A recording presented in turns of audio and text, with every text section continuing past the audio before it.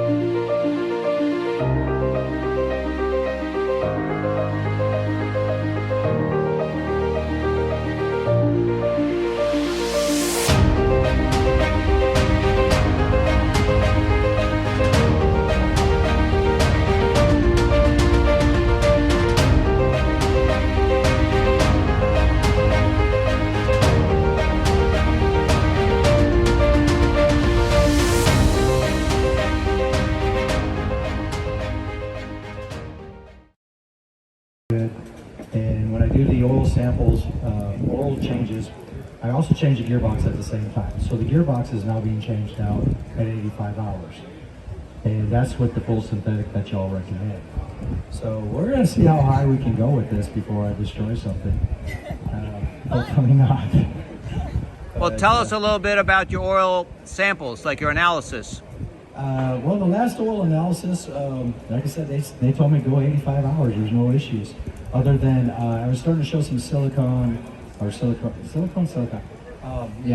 the sampling, and they said, so I need to check my K&N air filters, make sure they're not leaking, possibly clean them, and go from there. So we'll check that out and change from there. But this engine does have 410 hours on it, 500 hours on the airplane today, 511 hours now. Today, this is my 2-year anniversary. So I'm trying to see how many hours I can possibly get on this plane as quickly as possible. And if you follow my Facebook, you'd understand why I'm doing all this stuff, which I won't get into. But I'm trying also to get 100 people to fly, and I think I'm up to 69 people so far. So y'all ain't trying, yeah? Help me out here. I've got a few more hours. Well, no, we don't. We're done. Well, tell us a little bit about your 2-year anniversary. What does that mean? What? Okay, my 2-year anniversary. This plane build has been 2019 is when I got started on this. It took me 424 days to get her in the air. A couple months of that was painting. So the build itself is a 500-hour build or less. And the way they do this match hole, it's becoming less. It's super easy to build. This is my second build. My first one was a KR2S, which is a composite wood construction. I spent 5 years on that, and I never did finish it. I was close, but I never did finish it, and I sold that. This one, 424 days, she's in the air. That's my second engine. My first engine was less than desirable. And the second engine has been amazing.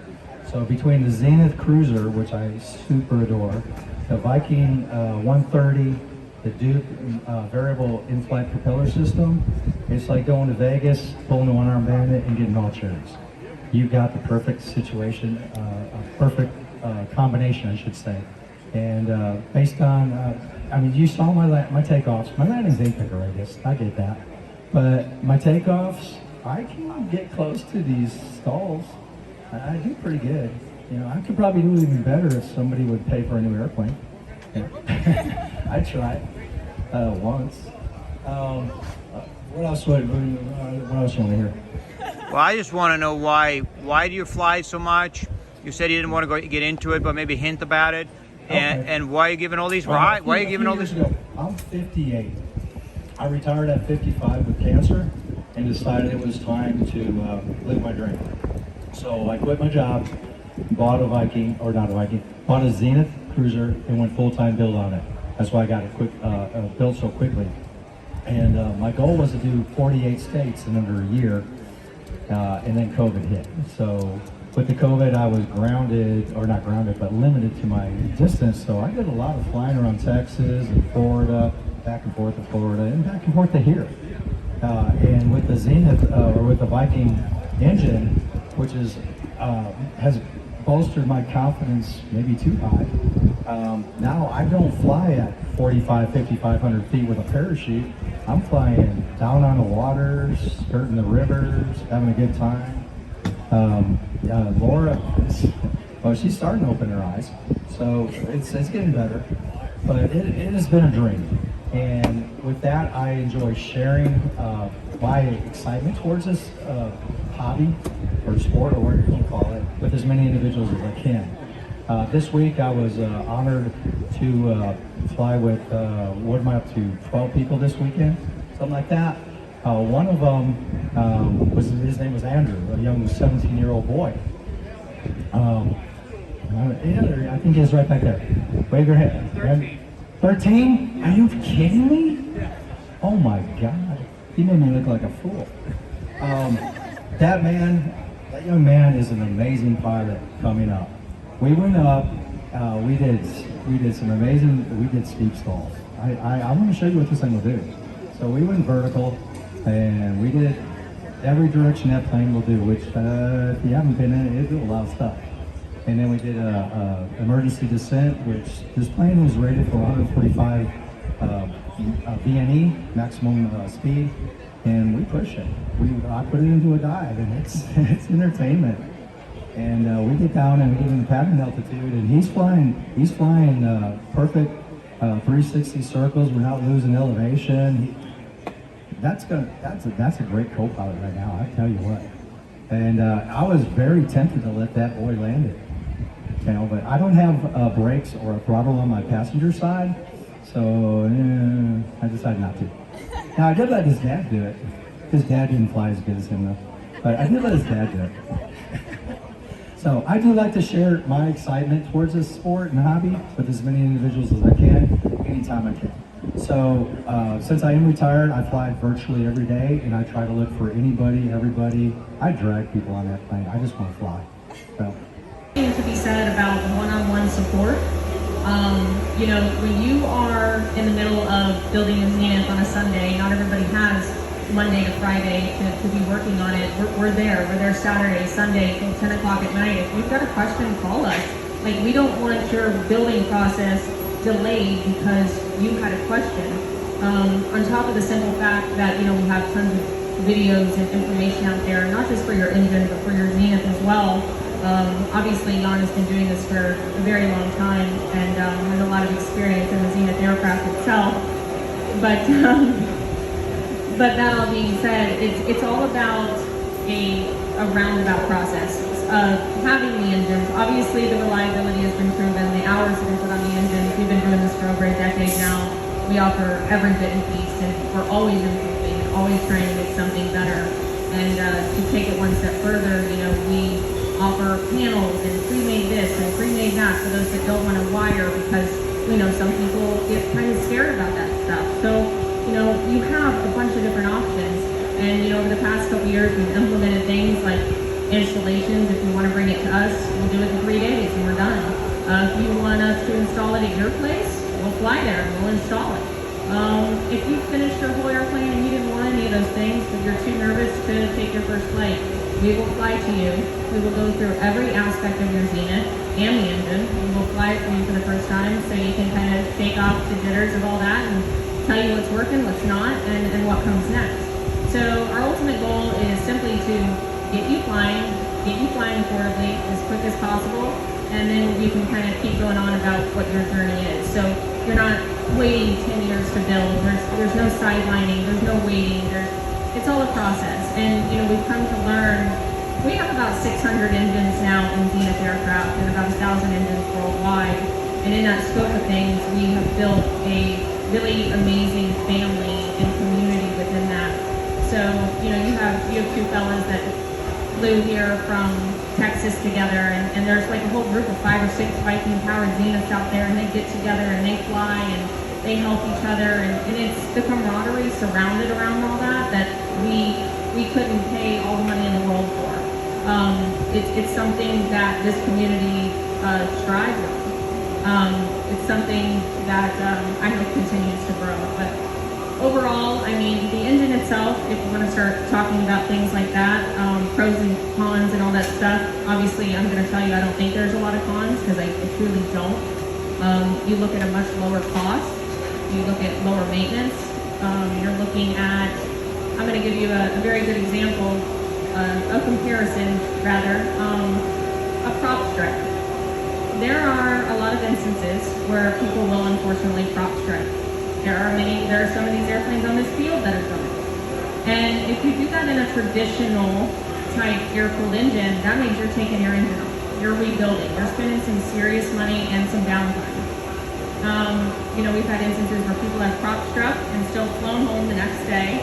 Between the system that we have with the gearbox, which is solid, and the protection between that and the engine, you're able to preserve every ounce of your engine, and that's a huge benefit. For maybe $200, you can get back up in the air again, and you haven't damaged your engine.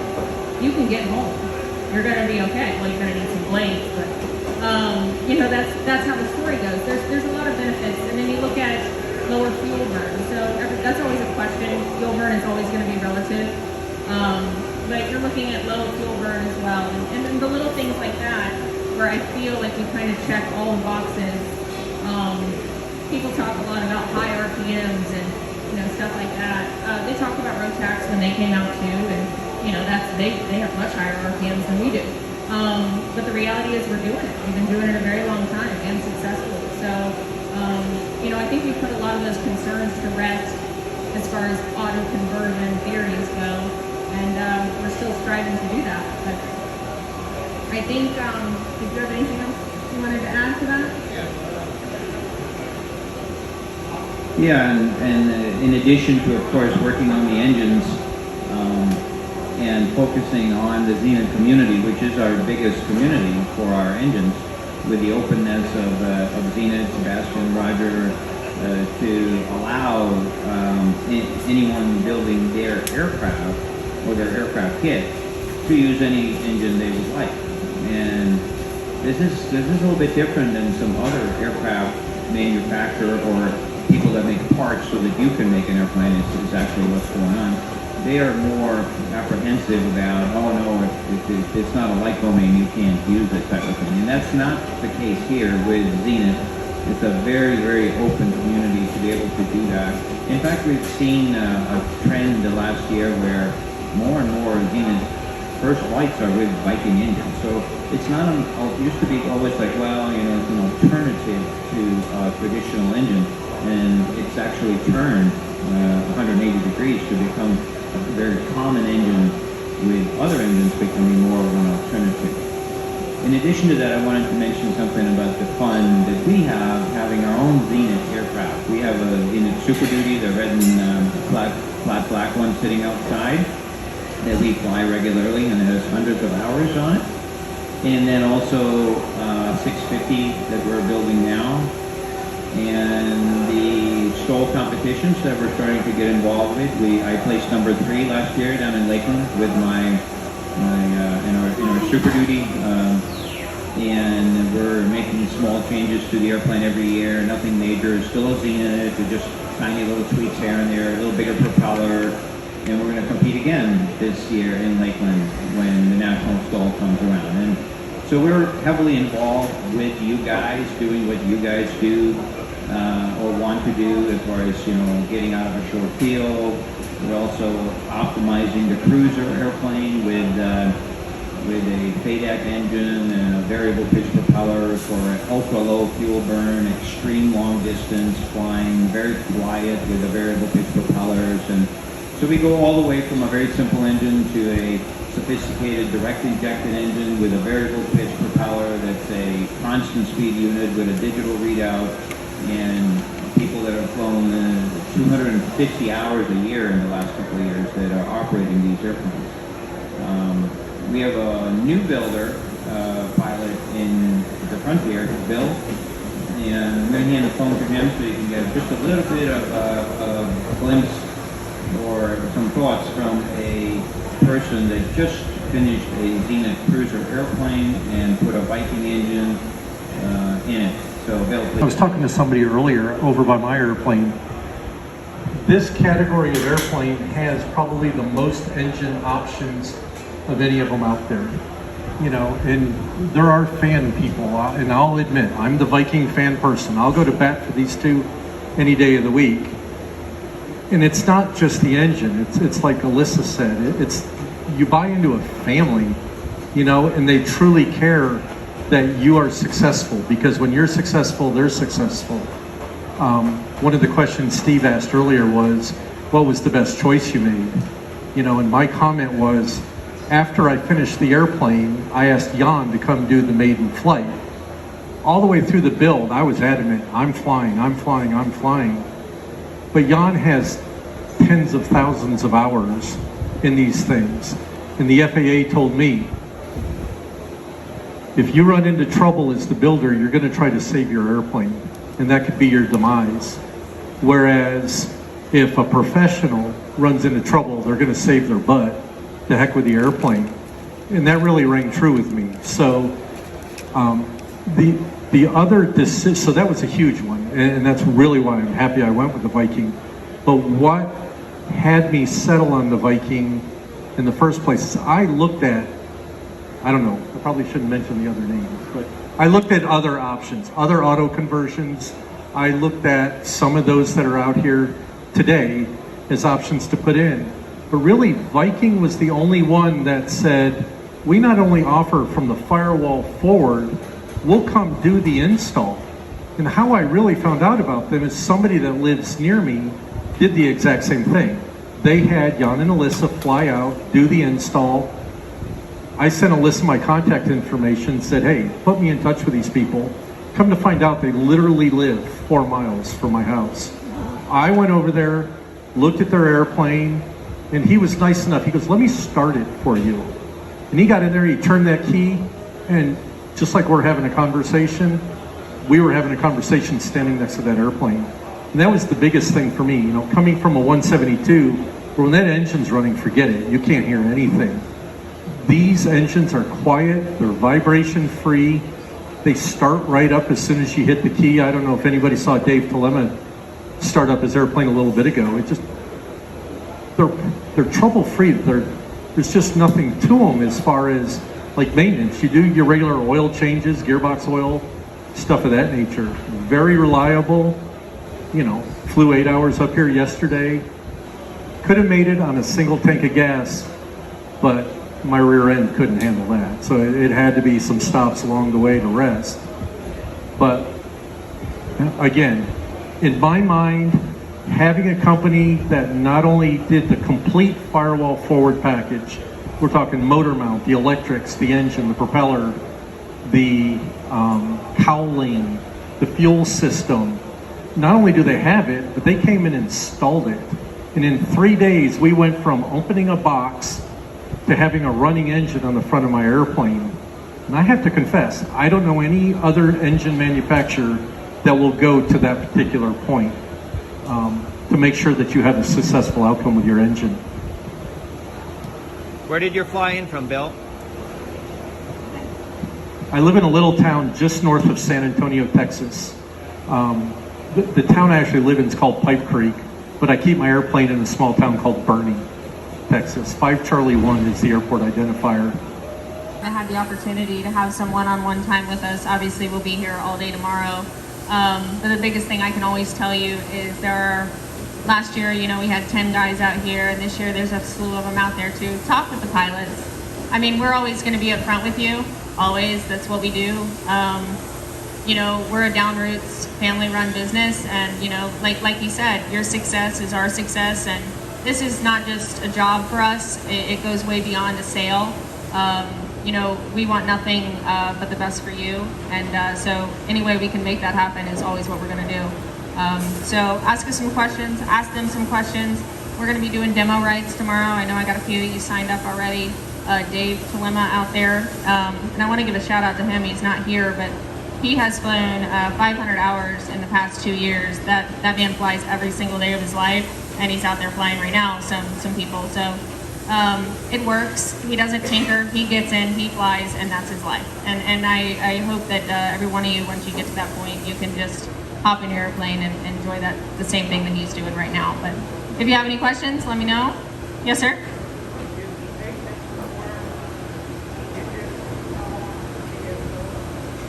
You want maintenance? Overall? As far as hours, okay, we have engines over 1,600 hours without issues. Maintenance, you're looking at just standard maintenance. You're looking at, like you said, oil changes, gearbox oil changes. Yearly, we like you to just check your valves, adjust if needed, check your compression. But that is really it. You know, every 5 years, if you want to change out your damper, especially if it's stored outside, you know, that might be something you might want to do. Depending on how many hours you're putting on it, you might want to change your little $5 belt. You might want to change that yearly if you're putting on a lot of hours. But if you are really looking at standard stuff, we will expect these engines to go over 2,000 hours without any issue. And when people talk TBO, it's always an interesting topic because our rebuild is not really a rebuild. You could get a new core. We're not going to rebuild your engine. That's silly. We could get a brand new core, and you could have a brand new engine for $2,000, $3,000 max, you know, with labor.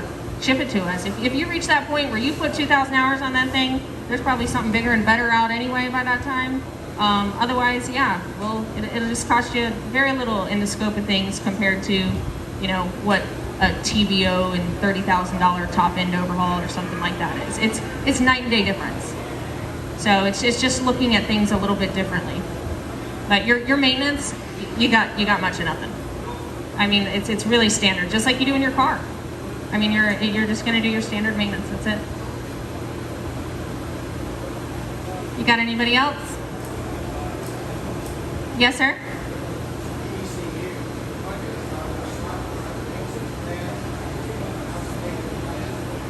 We have, like I said, we have about 1,000 engines out there. We probably have about 70% of those flying. First, we do redundancy within our battery system, our fuel system, our alternators, and then, you know, the ECU runs everything separate as well. We've never had an ECU issue ever. You know, the way technology and everything is today, it's not really a common thing to have.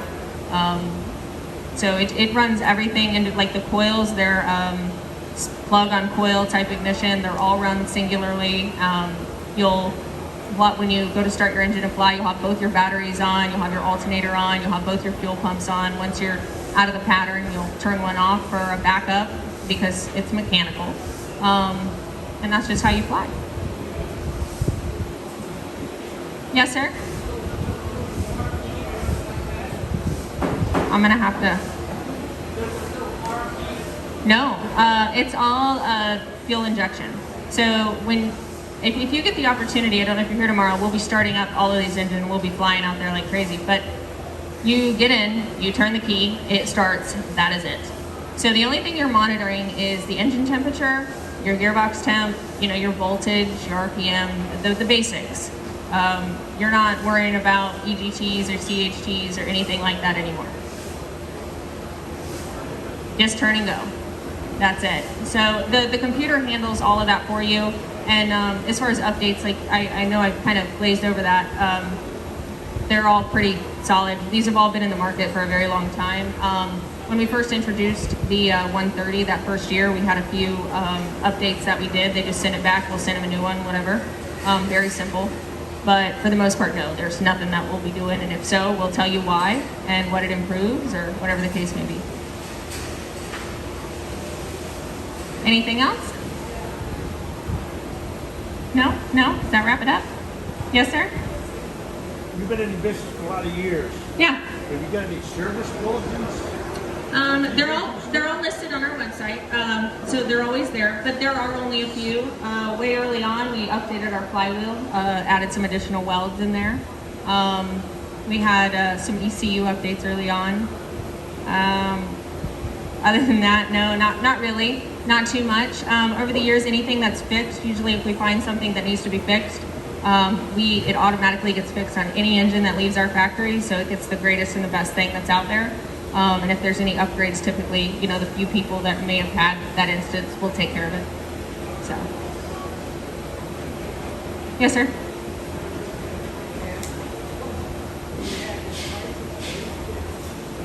Oh yeah, prices are all listed, but I can kind of again go over those real quickly. A lot of the standard. Most people will do either the 130 or the 150 engine on their 750 stalls, 650s, whatever the case may be. We supply everything out the door: propeller, spinner, cowling, mount, fuel system, exhaust, engine, all of it. For the 130, you're looking at about $21,000 to have everything that you need. And if you're looking at our bigger 150 horsepower engine, you're looking at about 24. So prices, yeah, they're drastically different. You could even throw in a variable pitch propeller or constant speed propeller in the mix with a 130 horsepower engine and be under the price of some of people's standard engine cost. So it is, again, you can get a lot of bang for your buck, and you're not sacrificing anything. In fact, you're gaining. I think the biggest hurdle that we had to overcome over the past 12 years was turning the idea that our business wasn't some one-off auto conversion. There's tons of people that have done the one-off auto conversion. They do this, and they tend to be unsuccessful. Because they don't have the money behind it or the knowledge behind it. But something we've been able to do is obviously prove that reliability, and that comes with us not being salespeople. We are real people out flying our airplane everywhere, all the time, and that's what we'll continue to do. We'll improve where it needs improving, and we'll tell you if there's something that needs to be fixed. And that's just what we do. Once that hurdle was gone and people can get the idea out that only a Lycoming or Continental or air-cooled, that's the only thing I can have in my airplane, you can actually, there's tons of people that we had like that, and now there's no way in this world they'd go back. They wouldn't trade it for anything. So it's different. As long as you get that like old school thinking out of the way that I trained in this and this is what I need to fly, you can simplify your life a whole lot and your costs and expenses. Anybody else? Alrighty. If any of you want to speak with us one-on-one or look at the airplane. In 4 flights, you can set your airplane up and then you can pick the performance profile. We've got 2. We've got one called Cruise and one called Sightseeing, as Dave calls it. And that's 3,400 RPMs, 3.8 gallons an hour, just along for the ride. But then if you got to get somewhere, you can crank it up. it over a certain RPM, there is a diminishing return. I want to emphasize one thing that all of you probably already know. The VIP is entirely Mr. Jan's idea. You guys are looking at a finished product, but many years went into the development of this product. My chief engineer, Michael Dedarian, who has about 15 years in developing propellers and everything, when he saw Jan's finished product, was impressed. Mind you, the actuator was actually developed by Jan. It's engineering marvel for someone who was not doing propeller for a living. Our technical team, and one of the details that I always bring to people that are not familiar with our company is that Duke Propeller actually makes the majority of money doing R&D projects for all the major corporations, NASA, Safran, all the space companies are working with us. But our engineering team was actually impressed by the work that went into the development of the VIP. Jan deserves a lot of credit. The actuator is a simple, efficient, and wonderful product. Less breaking point, light, and it gets the job done.